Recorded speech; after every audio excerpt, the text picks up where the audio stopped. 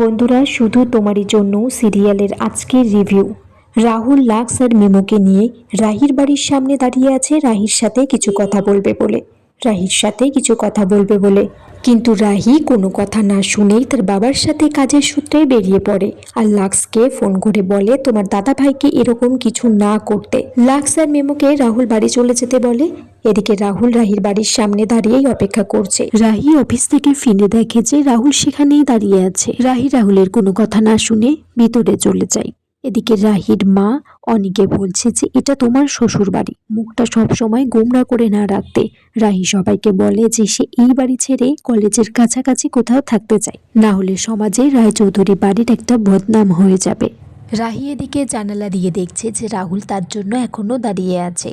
রাহুলকে ফোন করে বলে যে এইভাবে দাঁড়িয়ে থেকে কোনো লাভ নেই, ঘন্টার পর ঘন্টা তুমি আগেও তিতলির জন্য দাঁড়িয়েছিলে, তাই জন্য কোনো মূল্য নেই। রাহুল তারপর সেখান থেকে চলে গেলে রাহি কান্না করছে। এদিকে হ্যারি আর অনি এসে বলছে যে সে এটাই চায় না। হ্যারি বলছে সে অনিকে ওই বাড়িতে রেখে আসবে, কারণ তার জন্য তার এই দিদিভাইয়ের সম্পর্ক যেন শেষ না হয়ে যায়। রাহি এদিকে বাড়ি ছেড়ে অন্য জায়গায় গিয়ে থাকবে, এটা শুনে রাহির বাবা বলে যে তার বাবা এখনো বেঁচে আছে। কিন্তু রাহি গান করতে করতে সবাইকে এক জায়গায় দাঁড় করিয়ে দেয় আর বলে যে স্ট্যাচু হয়ে দাঁড়িয়ে থাকতে। সেই ফাঁকে রাহি তার জিনিসপত্র নিয়ে বেরিয়ে যায়। এদিকে হোস্টেলে ম্যাডামকে বলে যে সে কোনো একটা কাজের সূত্রে এখানেই থাকতে চাইছে কিছু সময় কাটানোর জন্য। জিয়া এদিকে রাহুলকে বোঝাচ্ছে তাকে 1 বছরের জন্য বিদেশ চলে যেতে। রাহির মতো থাক, তুই তোর মতো তোর জীবনটা তৈরি কর।